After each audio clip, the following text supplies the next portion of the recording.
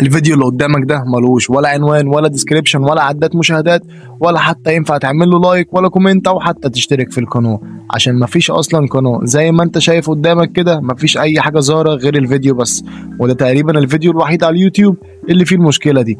طب هو انا ازاي المفروض الاقي الفيديو وهو ملوش ولا عنوان ولا حتى ليه اسم قناه؟ الحل الوحيد ان حد يبعت لك لينك الفيديو. الفيديو طيب عباره عن ايه؟ عباره عن مهندس اسمه مايك كرافت بيعلمك ازاي تعمل دولاب في بيتك. فيديو عادي جدا مفيهوش اي مشكله تخلي اليوتيوب يعمل معاك كده. طب ايه اللي حصل؟ ازاي كل الحاجات دي اختفت؟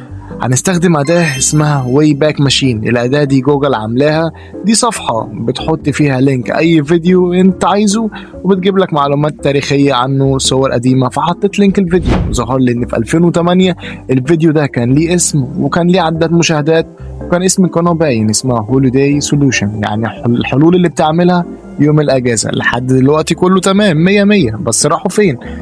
ظهر لي برضو في أداة الواي باك ماشين إن سنة 2010 القناة اتحذفت. ثواني كده، القناة اتحذفت؟ إزاي القناة اتحذفت والفيديوهات لسه موجودة؟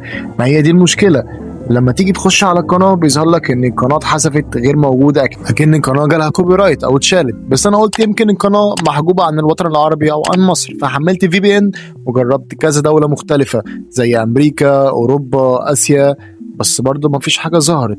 لقيت صورة للقناة دي وانا بدور في واي باك ماشين، صورة للقناة دي في سنة 2009. الصورة دي بتظهر ان القناة دي مملوكة لشركة اسمها تارجت، دي شركة امريكية. هي دي المعلومة الوحيدة اللي طلعت بيها من الصورة. في لينك لقيته وانا قاعد على ريدت، اللينك ده فيه بلاي ليست لكل الفيديوهات بتاعت القناة دي، وفي البلاي ليست دي تقدر تشوف عنوان الفيديو كامل. فايه اللي هيحصل لو اخدت العنوان ده وبحثت عنه على اليوتيوب؟ هيظهر لك الفيديو بس لازم تبقى كاتب العنوان صح بنسبة 100%. المهم هتلاقي اللينك بتاع البلاي ليست اللي فيها الفيديوهات دي تحت في التعليقات لو حابب تتأكد بنفسك، وما تنساش اللايك والاشتراك. وبس كده، سلام.